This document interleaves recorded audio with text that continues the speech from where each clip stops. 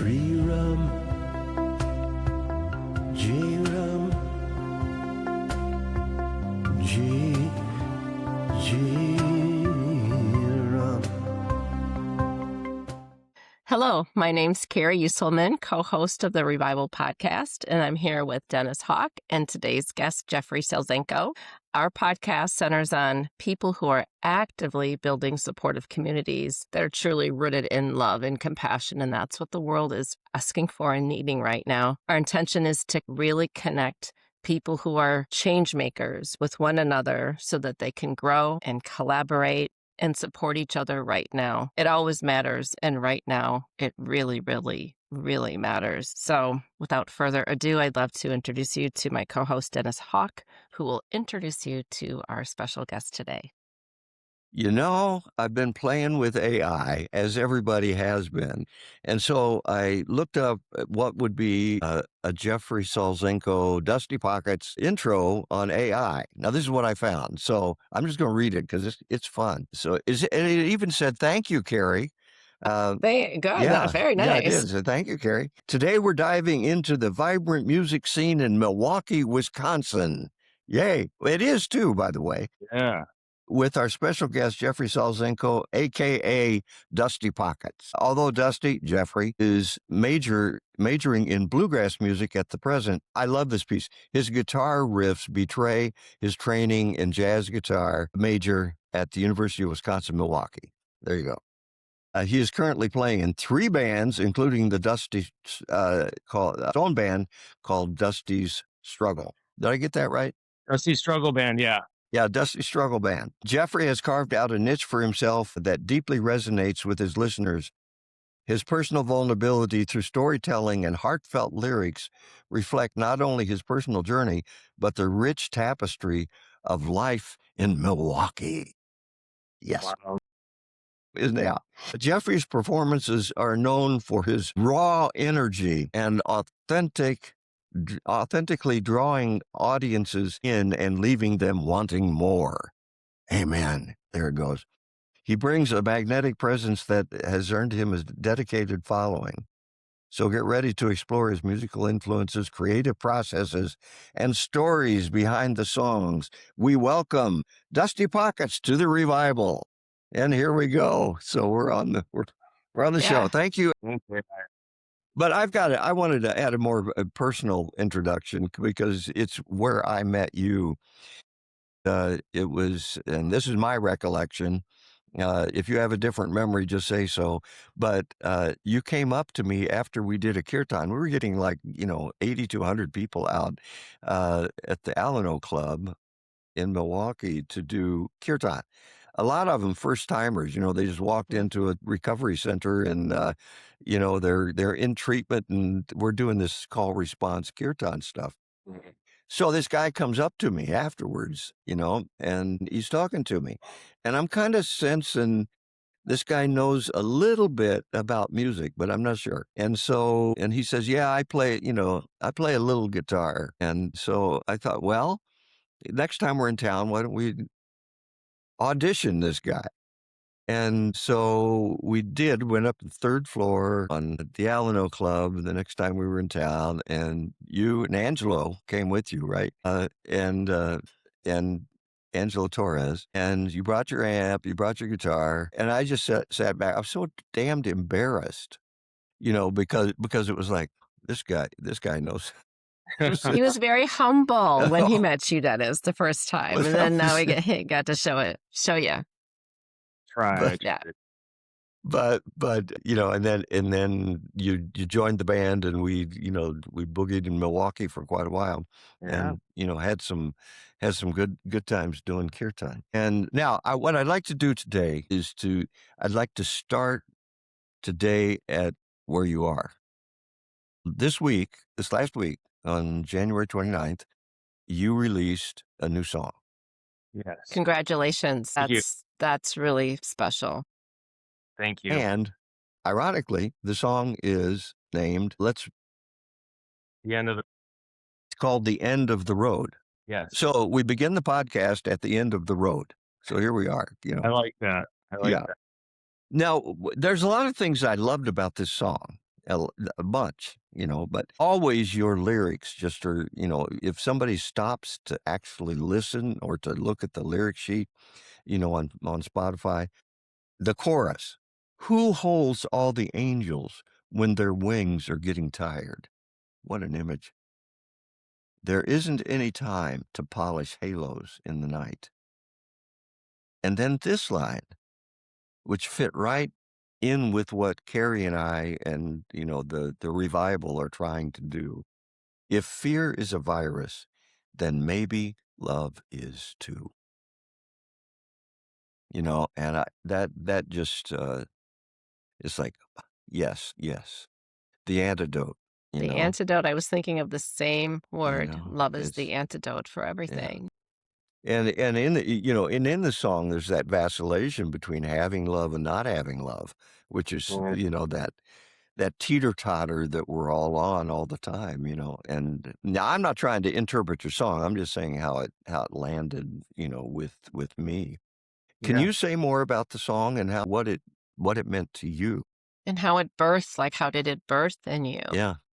Yeah. So the majority of my songs, have a lot to do with recovery, my recovery story. I find that I'm writing about a past version of myself, I think, that wasn't able to express the things that need to be expressed now, And so it's a common phrase in my circles, the end of the road. It's that place that you go to where you have to change and you're afraid, you're not sure what it looks like, you don't think you can, but you have to for survival. And that was kind of like that was definitely a point that I reached in my life, in my recovery, and it was something that I think I started to have been feeling for a while, honestly, since I've cleaned up and gotten sober. Like, it just feels like that, and that might just be part of the way I'm made up, but it just feels like things are crazy and they're getting crazier, and it feels like there's this Mhm. boiling point that's like the end of the road. But I also realize too, as I continue on my journey, that like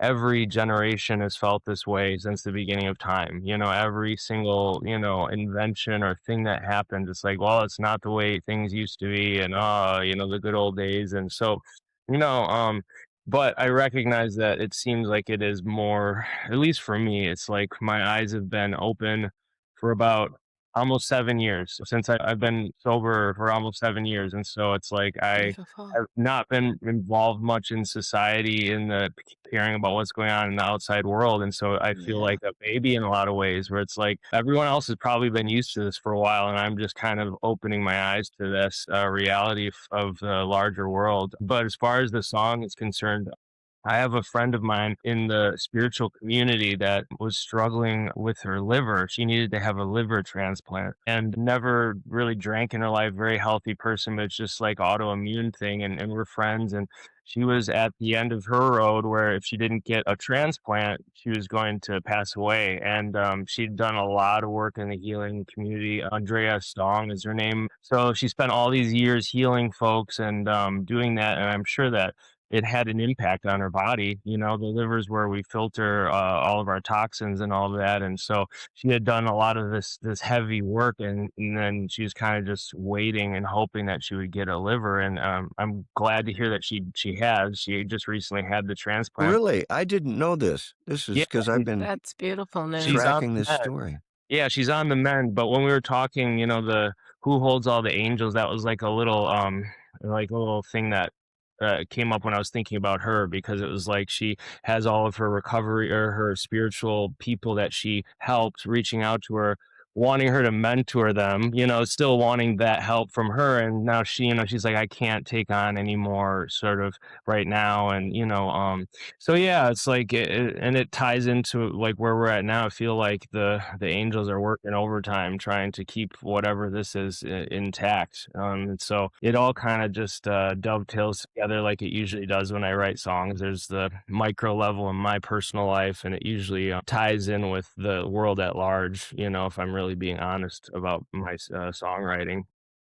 Well, and the video that goes with it has crowds of people like the protests in Minneapolis, and it's like, it's that picture and who holds the So angels. it's creating awareness. And I'm curious, with all of your music, when you sing in community, what I know is that that's always inspiring. And so, what do people say to you, Jeffrey, when you're finished holding space through voice and song and music where they feel uplifted? I can imagine they reflect that back to you in gratitude.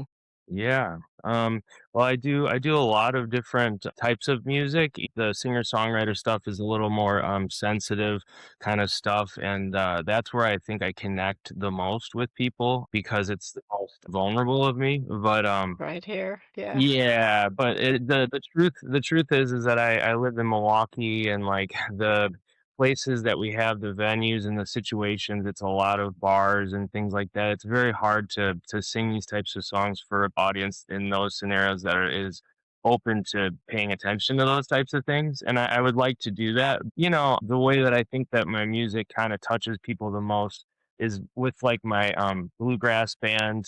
It's a very more bright feeling. The lyrics aren't bright, it's still sad music, but the the feeling is like, oh, we can dance Feeling. Yeah. and people are happy, and that's kind of the more happy side of me. But the stuff I do as a solo, songwriter, a lot of it's the more broody, emotional. There's like a lot of grieving, which obviously there's healing. I'm healing for myself with that because those are things that I'm Yeah. for myself, and there's people that have told me that it's affected them, but it's like the other side of it's the other side of healing before you get to the peace and serenity. It's kind of like the muck you have to kind of that I've personally had to go through to find Hmm. some semblance of serenity. Yeah. You said music helps you with your journey, and I'm just curious as to when you started like playing and writing songs. Mm. Yeah, I was 12 years old, and my mom started dating my stepdad, and he had an acoustic guitar in his basement, the classic old dusty acoustic in the basement that no one had played for years. I just kind of latched onto the thing and felt like I just wanted to make sound come out. And that's basically what it was. It wasn't really music for a while, but there was something really soothing about that. And it's kind of just been that way ever since. It's kind of was my safe haven. And I know Dennis and I share that same story Mhm. with home troubles. And that was my safe haven to get away and kind of do my own thing. And it's still is. I think it will always be for my whole life. It's just kind of like solitude, with my Mhm. instrument. Yeah. I'm curious too. We'll bounce back and forth a little bit, but in the present tense, how are you building community through your music? How's it happening? Yeah, I'm doing a lot of stuff. I have my hands in a lot of different areas in Milwaukee, and I have my string band, my struggle band. We just recently renamed, but that's my bluegrass band, and we How many have how many people in that group?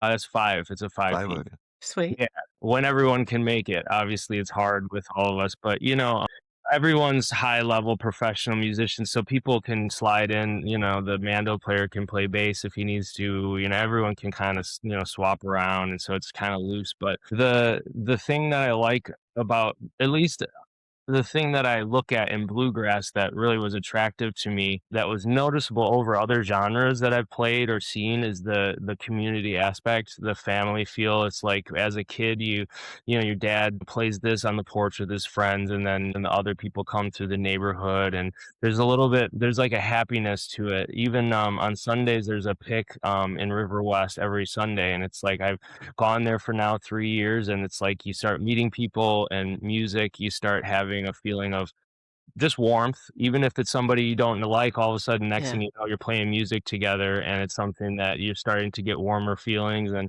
so I have that bluegrass band, and then Bo Randall is my buddy that moved from Seattle like last October, and I met him at a pick. He plays fiddle in my group. Can you explain what a pick is for those who are not Yeah. bluegrass oriented?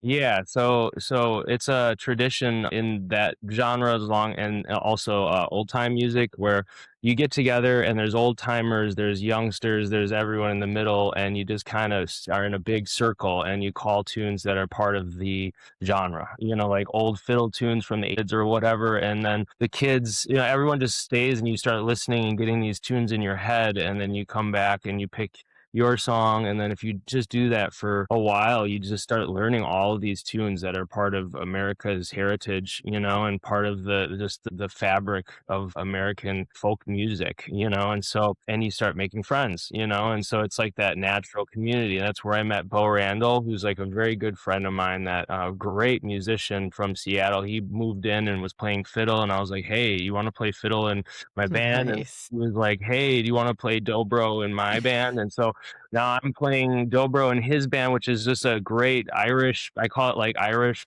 punk grass, because it's like all original kind of, he's got like a Tom Waits sounding voice, and like really, and he wrote this whole album out in Seattle, and we learned it, and like just have a great time with all those guys. And so everything's kind of conglomerating, and I'm in a third group called the Dallas Cowboys because I live in West Dallas. And The so Dallas we're the Cowboys. Dallas Cowboys, and everybody out of these three groups, we kind of combined and, help each other out if we have gigs. And so that's a community in itself. That's just like there's like 10 or 11 of us that are in between these three groups that are always talking, going to each other's shows. And so it is becoming a community for sure. Beautiful. There's different genres that you're doing, different groups of people that you're weaving with. Is there a particular song that, like, that one special song that's super meaningful to you and perhaps a story behind why? Yeah, I was actually thinking about that a little bit, and there's an artist. His name is Benjamin Todd, and he's kind of like an outlaw country kind of guy. Very, like he was a train kid, so like he had a rough life, and he's a rough guy, and now I think he's famous. He's done the Grand Ole Opry and all that. But when I was living at Sober Living House. My sponsor at the time, Angelo, lent me his guitar, and I was spending most of my time in my room by myself playing guitar like I was when I was a kid. I was relearning all the things that I had forgotten because I hadn't played in like 5 or 6 years, but I had woken up to being sober and my senses were back and my feeling was back. And this song is called "I Will Rise," and it's just him on guitar, and it's him talking about his addiction, how about everybody's making bets on when he's going to die, and then the chorus is just "I will rise," and it's just kind of like this guy who, when he wrote that and recorded that stuff, he was getting sober himself, and some of his music's real dark and real, he's in pain, but I was in at that time as well. But there was that positive side of it, of what it is what it felt like was like grit, the determination to get through really hard times, because that's what it really was for me. So that one I go back to frequently, and I show it to people in early recovery as well. Thank you. We really appreciate that and that message that you share with those who are struggling that helped you so profoundly. Definitely grows hope and strength and courage to stay the course, and to allow the birthing out of the muck versus resisting it. Hmm. Yeah, and I heard, when you were talking about the community and people getting together in a circle and playing, So nice. and there's something about the music all by itself that lights a fire inside of us personally. It's almost magical. I'm sure there's science behind it, a lot of neuroscience, and the neuroscientists are busy trying to study the brain and figure out Oh, how it all works. frequency. All the frequencies, yes, that Carrie knows a lot about and is very versed in this, but, there's and some of the new neuroscience is talking about kind of docking stations, where these things live in our brain and affect our nervous system. But we feel it. It's like we don't have to, in a sense, we don't have to know the science. When you sit in that circle or when you're with your band, there's a fire that's lit. that's inside of us. And we feel it in Carrie and I do in kirtan, when we're, in that circle singing words that most everybody doesn't in the room doesn't understand. Right. But it doesn't matter because there's a fire lit and it sounds like you're helping to light the fire Yeah. in people. And you're a fire keeper in that sense with your music, and that's pretty darn powerful. And so now you're at present tense, you're doing music, you're in 3 bands, you're releasing music. Somebody got you introduced to Logic Pro and you're doing that, Yeah. And you in know. school, I heard you say, right? The No, Milwaukee no, no, Concert. No, that was that was he and I.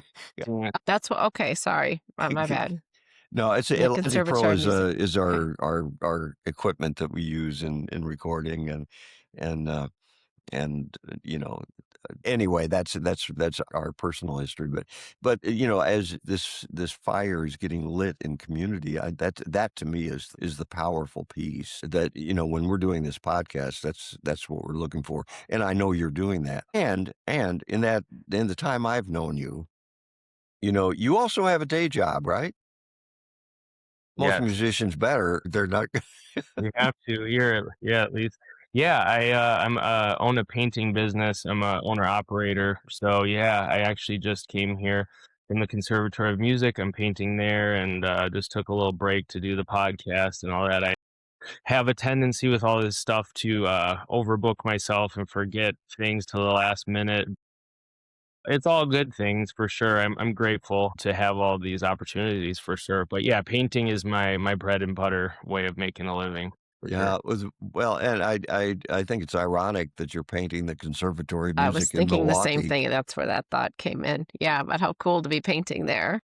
Yeah, it is a cool spot to be able to say that for sure. I'm gonna put that on my Instagram for sure I love it. Yeah, for people. please do. I mean, I've only walked by that building on the outside on Prospect Avenue. It's got big columns in the front, right? Yeah, Isn't that yeah, am I thinking of the right building? yeah, That's a beautiful building, but that fire keeping was important. And you've in the last 7 years, since you've gotten to recovery, and and I've known you through most of that time, you've built a business, you own a duplex, you're in 3 bands, you're recording and releasing music, I mean, that's quite a that chunk, that you've done in that 7 years, and Yeah. I'm proud of you for that. And I've been able to witness that process, and it's really been beautiful to watch. That's why I want to, Carrie and I talked a little bit before you got on. That's why I kind of wanted to start there. Good gosh, where are you now? And now we can venture back just a little bit. sure. Because when I met you, you were driving this old Chrysler van that was about ready to fall off its wheels. Yeah, And before that, you'd been living in your car, right? yes, yeah, Hooked yep, on heroin, yep, and I The could journey you've been on. yeah. It's I could just picture you because I know Milwaukee so well, especially inner city, driving up Fond du Lac Avenue for your hooking up for your fix, yeah. And what was that like? We're Um, going backwards now because you know where you are, but where were you?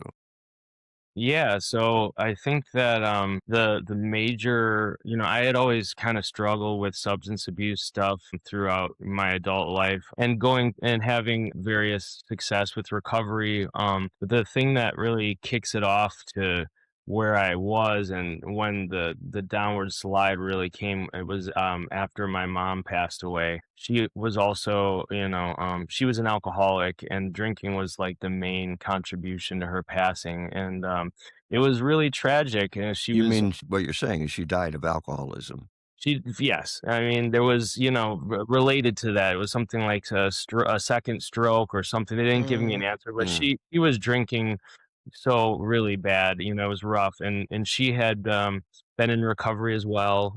She brought me into recovery originally when I was about 19, 20 years old, and like so we both had the recovery kind of, we have the addiction and we had the recovery aspect for a little while, but one aspect that we did not pick up was the codependency side of things, and so that was the struggle, is mom having to take care of son having to take care of mom, and no one knowing what their proper lane is and things. And I was kind of, from the youngest age, as her only son and raised by a single mom, I was kind of the caretaker. And that was something that when she passed away, I felt incredibly responsible for that, her passing. And I took that guilt and shame, and I used it as the fuel for my using. And I used, Hmm. yeah, every day, and that it was like a 5-year bender, a really hard 5-year bender, and it led me to, the end of my relationship with somebody of 15 years, a high school sweetheart, and being homeless. Yeah, over the winter of 2018 into 2019.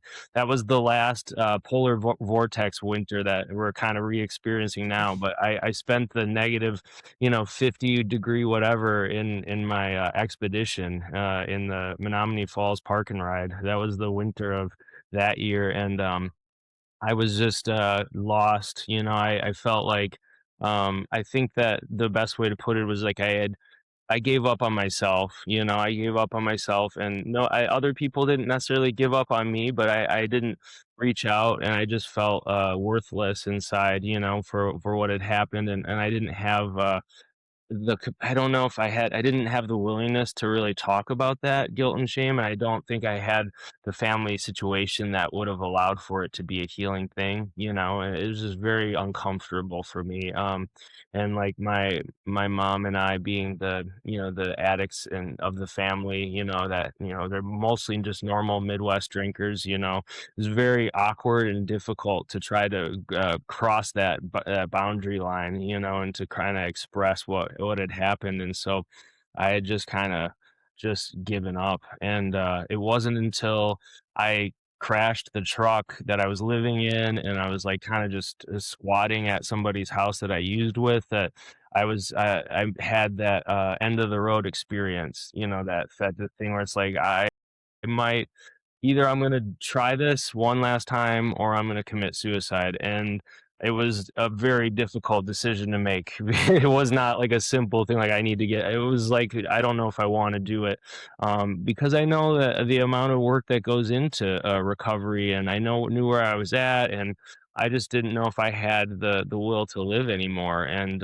it was one of those things where the last morning I had a bus, I could take the bus. I had a bed at United Community Center. I had been to detox, and they had given me, they said, there's not a bed now, but there will be shortly, and da da da. In the meantime, when I left, I used one last time, and I was like, do I get on this bus? I'm not sure. And I got on the bus, and I started the surrender, the process, and went in there. And I still have a picture of how I looked off the streets, just terrible. And they helped me get state insurance, and then I started the process, of recovery from there. And that was another whole journey in and of itself, obviously, but that was the end of the road experience for me. So lots of Wow. angels along the way for you, what feels like to recognize the angel within you that always has had the wings. Yeah, my mom was always really loved angels. That was kind of like her big thing. Everything was angels, and it always reminds me of her when I think of that. And at that time, I was so hurting and angry that when people would mention that to me, it would make me angry that, like, oh, angels. But when looking back, there was so many situations that I was in that there was just like no reason to think that someone should survive that. And there's definitely angels watching over me. That's You something. did. Yeah, that's Yeah. something that I've become more willing to, accept and believe, over time. What what happened to the music during that time? There was no music. There wasn't any music, and throughout my 20s, because I went to school for music, UWM, so I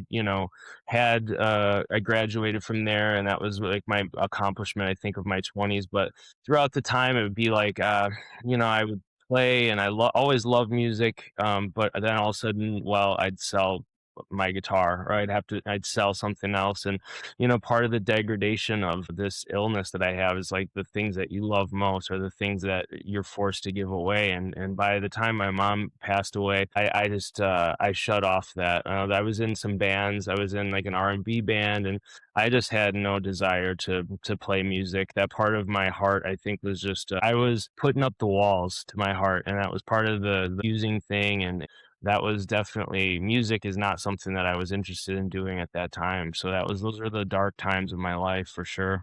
It's like the day the music died, It right? was, yeah, it was some years that happened, and yeah, and I'm in a sense I'm grateful in the sense that I never struggled with the thing of being able to play, sober, clean, because I didn't play at all when I was using, and I didn't want to at that time. So it was like when I got into treatment and I all of a sudden cleaned up and the emotions came back, I started instantly singing in the shower, and just it came back. It like re and it was like, for all the pain I was going through, it was like being reacquainted with a best friend, and like it's something that I hadn't felt in such a long time, of my soul being like just iced by drugs and grief and everything else.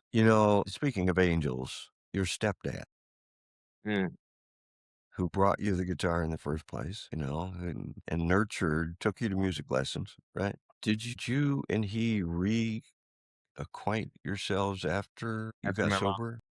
left, yeah.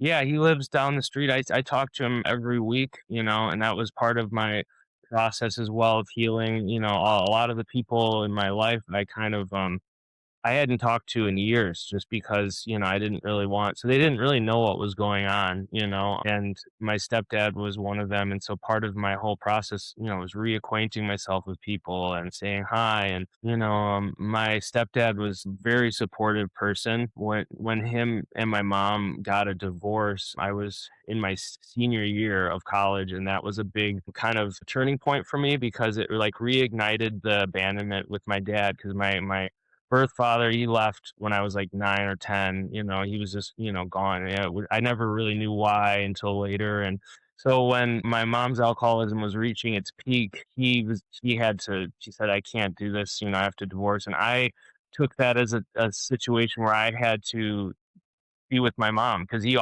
said, you could stay with me, because, her drinking was getting bad.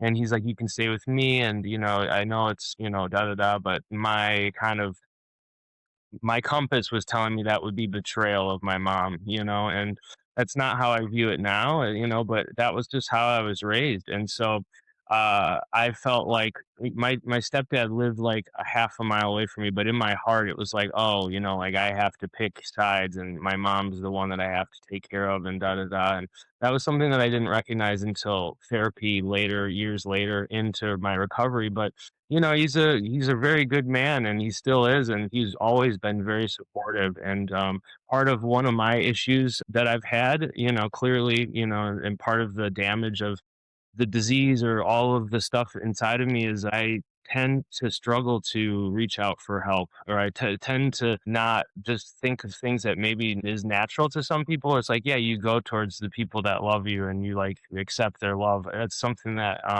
is was just not naturally in my brain for some reason. So it's like, yeah, he's right down the road, I should go say hi to him and have a couple awkward conversations. And we had those amends types of things about, I'm sorry that this happened, and and he feels bad, I feel bad. But my mom's passed away now, and it's like the relationship, I actually visited my mom's grave, because it's on the way to my grandparents, and I was early Mm. on in recovery. Yeah, I visit it almost every time I go, and I was early on, and I was just looking at the gravestone and being silent a little bit, and I heard her voice, or some voice said to me like, "Reach out to Joe, talk to your stepdad," and I felt like that was something, something that I I didn't want to necessarily do because of the awkwardness and all of that. And but I'm glad I did. You know, he was a huge impact on the music thing because he was the guy who had all the cool records and introduced me to Bob Dylan and all this stuff, the Beatles and things that I had never experienced before. He was like the cool guy with my family's very conservative, and he was the cool guy from, German guy with the ponytail that listened to records and, smoked pot sometimes secretively. And like he was he introduced me to all the cool stuff with music that still is, with me today.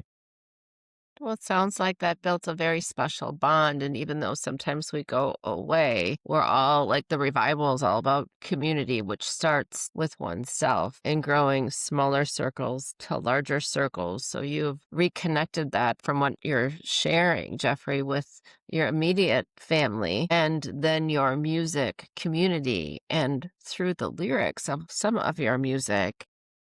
And, the lyrics of music touches people in different ways, but there's some specific, like I keep looking at the chorus, who holds all the angels when their wings are getting tired? There isn't any time to polish halos at night. That will probably sit with me forever, hearing those words that you wrote. And it not only extends and echoes out, ripples out, but it ripples in. It ripples in. So just want to note that, that collective awareness that's part of each of our journeys. And then you said you went to your mom's grave and you listened and you heard and you reconnected. So paying attention to those signs and those nudges. And now in painting, you're painting at the Conservatory of Music. How beautiful is that? That warms your heart. Mhm.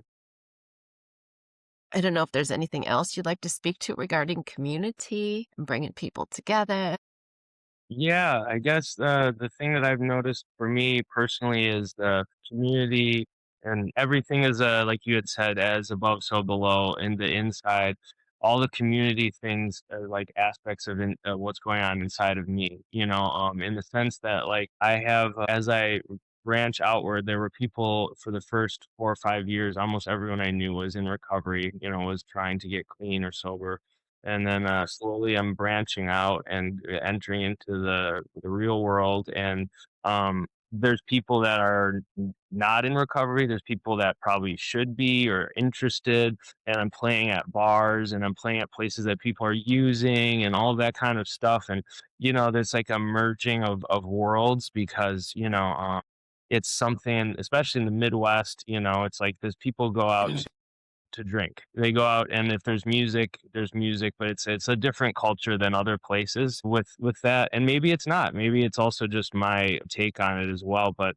I'm having to look at where my community is and what it means, because there's a bit of like a coming out of the closet type of experience to have with people that are not connected to recovery or spirituality for that matter. They're just people, and I'm telling them that I used to, inject heroin in my body, and I'm doing that in a way that I don't anymore. And every time it's like, it's like this shock, like, oh, because I am like a normal, upstanding citizen in almost every way, but this is part of my story. And I feel like it's something that is important to hear for people that are out there that are having their own issues, and so, and I told myself or God or whatever that if I was able to get clean and figure this out, that I was going to use whatever I could to try to help, in whatever way I could. And so the community side of that is it's very strange, and it's kind of lopsided because I have, shows that I'm trying to do and things that I'm doing. And the way that you get people to come to your shows, or the way you get gigs, is by having people come and drink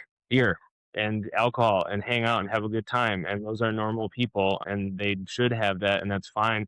But also, this is part of my story as well. And it's like, I'm not just trying to peddle booze, but in a certain sense, that's the way that these venues work and the whole system works. And it's a little bit, it's kind of sad in some ways. It's kind of hard for me to come to terms with that. And so I don't necessarily have an answer. It's just kind of the world that I live in. But I definitely do know that I have a community of friends that I found in the music community in Milwaukee that are very sweet people, and and I love them. And some of them will come to me and say, I think I might be drinking too much or something. And I'm like, okay. And, just get to talk with them a little bit about it. And it's good to have that, to have that ability to be who I am and to be open about it, because I had a long time there where I was like, do I be honest about this with everyone? And then when I realized, it's like, well, if I'm going to be an artist and consider myself an artist, there's no other way to go but to be fully who you are. And Authentic. yeah, Yeah, be your authentic self. And you are a pillar. I'm hearing you say you are a pillar for many people who are needing the light that you carry now, the steadfastness that you embody now. Yeah, Carrie and I did a interview with Andy Topol in Ukraine, and he was trained as a massage therapist. And we asked him, I said, well, why are you in Ukraine? He said, well, I was taught in massage to go toward the pain. And so he said that's where, and of course, then he commented a week ago and he said, maybe I should come back to America, yeah, and, yeah, but I'm seeing some of that in the work that you do. I mean, a light shines brightest in the darkest places, mm, so you've taken your light not to the daytime, but to the darkness. mm, And it allows that light to shine Mm. even brighter. Um, and of course, you've surrounded yourself with a tremendous support system. And having lost your stepfather because you stayed, because of the loyalty to your mother, having lost your father at 9 years old, you've surrounded yourself with a few old men, to take that place, and that's helped you. Plus, the recovery program you work, and then I also know that you also do recovery events. mm. That that's another way Good. that you build that community as well through your music. Yeah. So I know, Jeffrey, we covered like little nuggets of different questions we had, but like if there are a few little nuggets you want to share. I mean, you've shared many nuggets, like Uh, just a tip, like a wisdom nugget. well, man, there's just so many here. One of Just the Yeah, one of the things, I guess, the makeup of, I guess, who I am and the things that I've learned, and Dennis has helped me with a lot of this, but there's like these aspects that I value, and those are kind of, you could say, they're personality traits, but they're not really. They're principles. And for me, and my music and who I am kind of defines that, and that's why, it's not really always about pretty. It's like, there's emotion in it, and I've yeah, been known to struggle with emotion. I am a pretty stoic person, so to be doing music is kind of a weird counterintuitive thing. But discipline is kind of the way that I've found freedom in my life, and doing like the hard stuff. And what I mean by that is like, the spiritual side of things for me. I really did not find success in any of this until I put in the hard work. And I just was at the treatment center last night because I run a meeting for them and try to, and every time I go back, I'm reminded of where I was, almost 7 years ago. And I tell them all the same kind of thing. And it was like, I knew the information. The information is really never hard for me. I don't think for anyone. We all kind of, as soon as I stopped using, I knew right from wrong. Like right away, I knew it was a better decision to go to a meeting than to hang out with people I used to use with. It's like common sense. The only thing that really mattered was what I did, and like if I did the thing. And nowadays I struggle with, clearly workaholism is like where my disease is showing up most frequently. It's like I'm in 3 bands, I'm doing this, I'm busy, and it's good, but there's a price for that too. It's not, but I'll say that like the discipline has offered me the ability to have like the freedom that I have in my life. And a lot of the stuff about peace and serenity, like we like to think about the peace and serenity, but I don't think that we want to have to think about the shit that we actually have to do to make that happen. And hmm it was like really going back and telling people in my life, I'm sorry that I made this mistake, and not just saying sorry, but making the actions that were required for them to believe me. I had said Yeah. sorry so many times. It's like, what can I actually do to make amends? And I don't speak much. I mean, about I'm spiritual, but I kind of just keep it kind of quiet and I just let my actions speak. And I'm kind of the person that tries my best today to be as dependable as I can. And like, if I say I'm going to do something, I'm going to do it and like show through my actions, that this guy is reliable and like he's a good, he means well or he's a good person. And if he says he's going to do something, all those things, that's kind of what I value. I kind of like what Dennis said. I like shedding light on the dark, the shit, and like the stuff that we don't want to look at. And that's kind of what the Dusty character, the whole thing that I'm doing is that was where I was with my recovery and all of the things that happened in my addiction were all the things that were in the darkness that were not talked about, the things that we're not going to talk about. Oh, this is too much to deal with, and with where we're at in our nation and all this, these issues that we're having are from the founding of our country. Racism and all these issues, it's the shadow of our humanity that I think is coming out, and we're having to look at it now. It's how it was for me with my disease, and I think that you look at it or you don't, and you destroy yourself. And I just got to that point where I had to realize that that's the end of the road again. I had to look at this stuff in order to survive, and I'm glad that I did. And I do have a lot of peace today. And if having too much work is the worst of my problems, it's definitely something that I can deal with. And I thank my higher power that I have the capacity to take on this amount of work because it was because of all those hard days that I built the endurance and ability to handle these things. So I'm grateful for that. So. Thank you.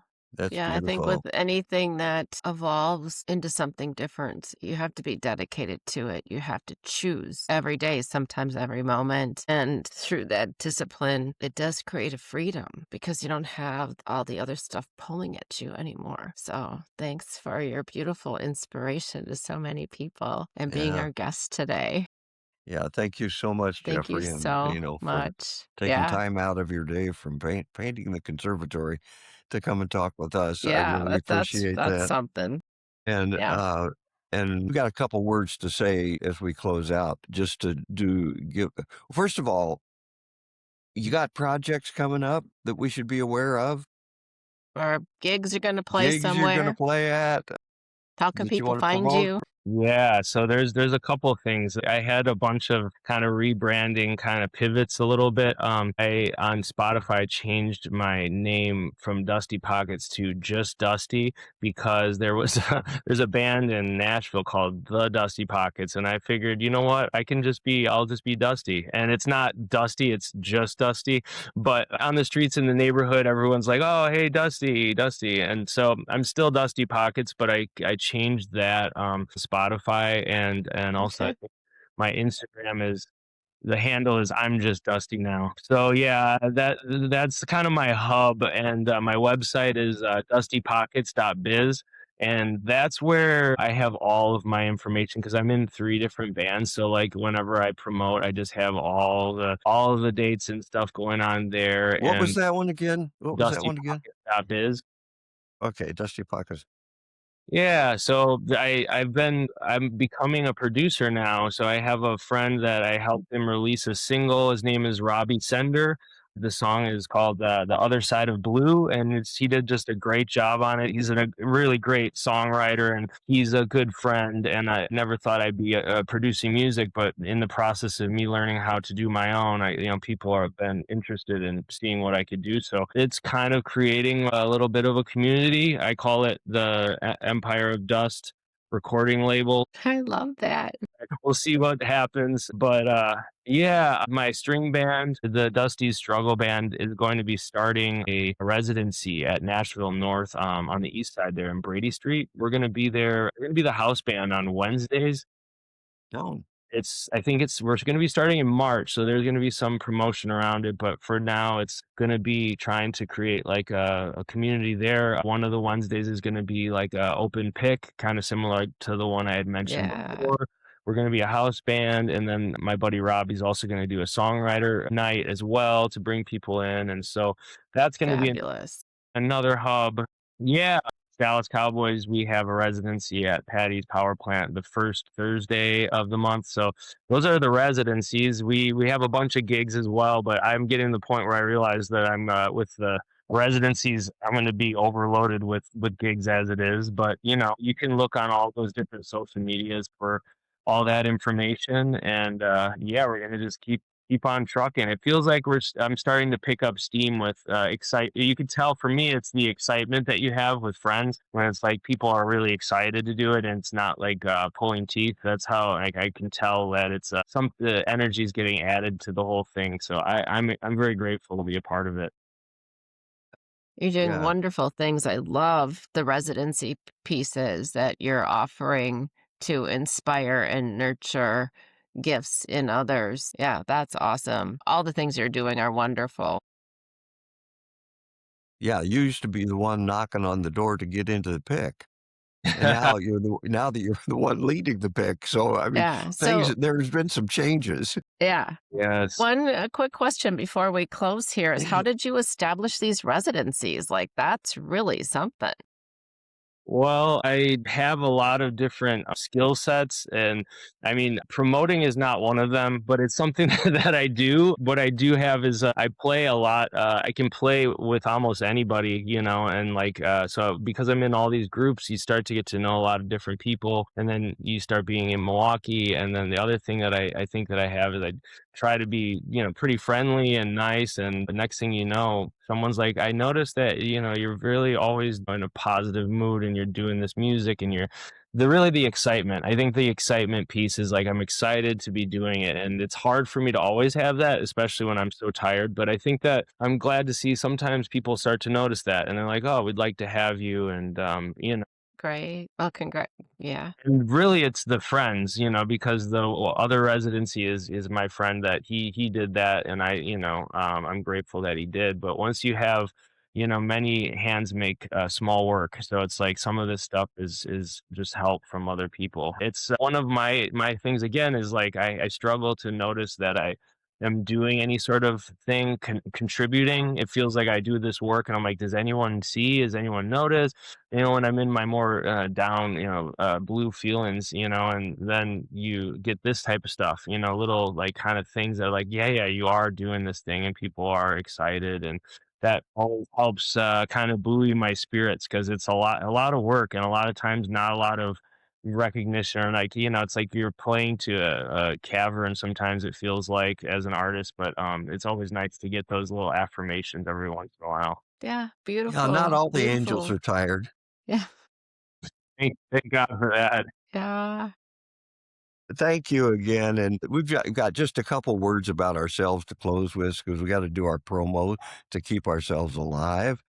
So if you'll bear with us as we do that, and then we'll close this out with a thank you. But yeah, I'm Dennis Hawk. I've got a little music out there too. You can find me on Spotify and Apple Music and Amazon and all those good places. And I also make Native American style flutes. And I didn't have one in front of me right now. I was going to show you, but I make them. And I think Jeffrey he's just going to get one. disappeared. What are you going to He's do? going to Come get back? a flute. He's going to come Hmm. back with the flute, I Yes, suppose. he is. Yeah.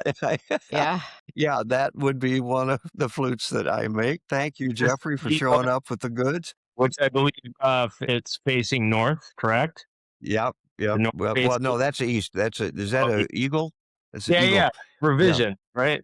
Yep, provision. Yes, Yeah. absolutely. So you can find those on my dennishawkartist.com and I'll carry.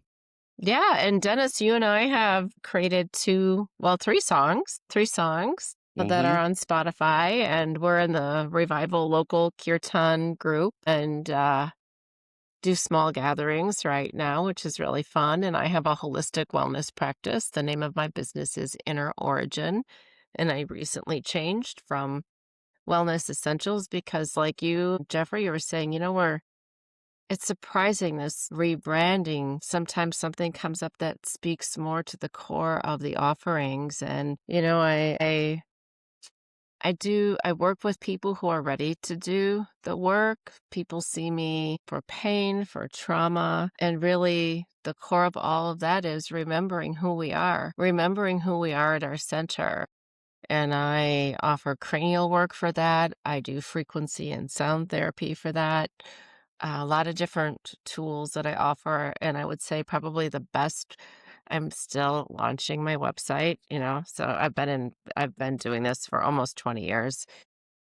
Is just to give me a call and leave a message. Yeah, and so my number is linked into the podcast, and that's the best way to reach me. Thank you so much, Jeffrey. And what's been exciting to me about this too, personally, is to see two of my good friends meet each other. And This is such a pleasure. yeah, It's get such a pleasure. to know All you. to have all three of us here. What a Yeah. treat.